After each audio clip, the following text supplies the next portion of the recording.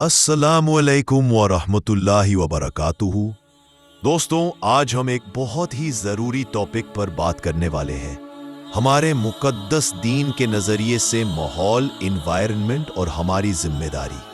हम इबादत, नमाज, रोज़ा तो करते हैं, लेकिन क्या हमने सोचा है कि खुदा ने जो इस दुनिया को बनाया है उसकी हिफाजत भी एक इबादत है? आज दुनिया जहां बदल रही है वहां माहौलियत के मामले तेज हो गए हैं।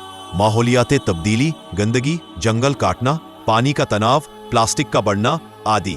एक दिलचस्प और मौजूदा एग्जाम्पल है नहदलातुल उलमा और मुहम्मदिया जैसे इस्लाम के बड़े संगठनों का ग्रीन इस्लाम, इको इस्लाम आंदोलन में हिस्सा लेना। इंडोनेशिया में यह आंदोलन तेज हो रही है। यानी भाई, माहौल की हिफाजत एक दीनदारी का काम है। कुरान करीम में अल्लाह ताला ने फरमाया, वही है जिसने जमीन को इंसानों के लिए सजाया। हमारी सुन्नत में भी रिवायत है कि पैगंबर मोहम्मद सल्लल्लाहु अलैहि वसल्लम ने ज़मीन पर हर चीज़ का इस्तेमाल एक हद में रहने, फजूल खर्ची से बचने और एतदाल, मॉडरेशन का पैगाम दिया।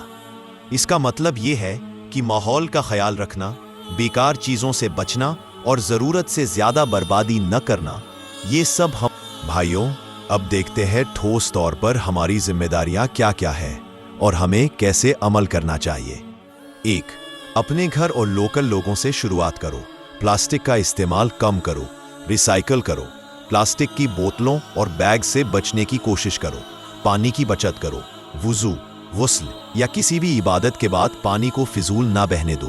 पेड़ लगाओ। हर मुसलमान को हरियाली में अपना हिस्सा जरूर देना चाहिए।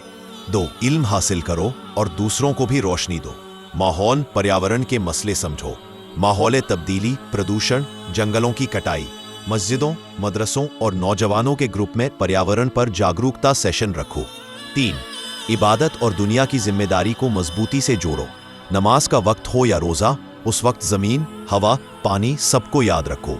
सदका दो जब पर्यावरण से जुड़ी ज़रूरतें हों, जैसे पानी की सफाई, पेड़ लगाना या इको फ्रेंडली प्रोजेक्ट्स। 4. सियासत और समाजी सतह पर हिस्सा लो। अपनी लोकल सिविक बॉडी, नगरपालिका या किसी एनजीओ से जुड़ो। ऐसी नीतियों, पॉलिसीज को वोट और समर्थन दो जो पर्यावरण के। भाइयों, अब देखते हैं ठोस तौर पर हमारी जिम्मेदारियां क्या क्या है और हमें कैसे अमल करना चाहिए। 1. अपने घर और लोकल लोगों से शुरुआत करो। प्लास्टिक का इस्तेमाल कम करो, रिसाइकल करो। प्लास्टिक की बोतलों और बैग से बचने की कोशिश करो। पानी की बचत करो। वुज़ू, गुस्ल या किसी भी इबादत के बाद पानी को फिजूल ना बहने दो। पेड़ लगाओ। हर मुसलमान को हरियाली में अपना हिस्सा जरूर देना चाहिए। 2. इल्म हासिल करो और दूसरों को भी रोशनी दो। माहौल, पर्यावरण के मसले समझो। माहौल तब्दीली, प्रदूषण, जंगलों की कटाई। मस्जिदों, मदरसों और नौजवानों के ग्रुप में पर्यावरण पर जागरूकता सेशन रखो। 3. इबादत और दुनिया की जिम्मेदारी को मजबूती से जोड़ो। नमाज का वक्त हो या रोज़ा, उस वक्त ज़मीन, हवा, पानी सबको याद रखो। सदका दो जब पर्यावरण से जुड़ी ज़रूरतें हों, जैसे पानी की सफाई, पेड़ लगाना या इको फ्रेंडली प्रोजेक्ट्स। 4.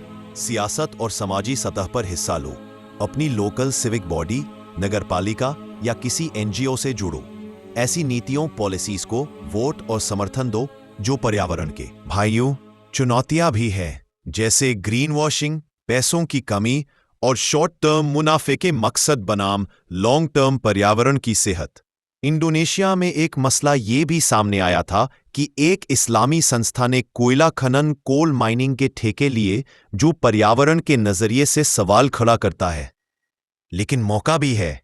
इस्लाम के जरिए हम एक इको एथिक, पर्यावरणीय आचार संहिता बना सकते हैं जो पैगाम इस्लाम और पर्यावरण दोनों से जुड़ी हो। मुस्लिम नौजवान इसमें बहुत अहम किरदार निभा सकते हैं। जब हम कहेंगे अल्लाह की मखलूक की हिफाजत कर रहे हैं, तो ये न सिर्फ हमारे ईमान तो मजबूत करेगा, बल्कि दुनिया में हमारा असर और वक्फ भी बढ़ाएगा।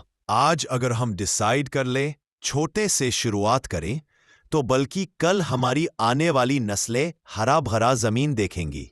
सोचो, अगर हम सब अपनी डेली जिंदगी में एक निस्बत से चेंज लाए, प्लास्टिक यूज कम करें, रिसाइकल ज्यादा करें, पानी और बिजली का वेस्ट ना करें, तो कैसे बदलाव होगा।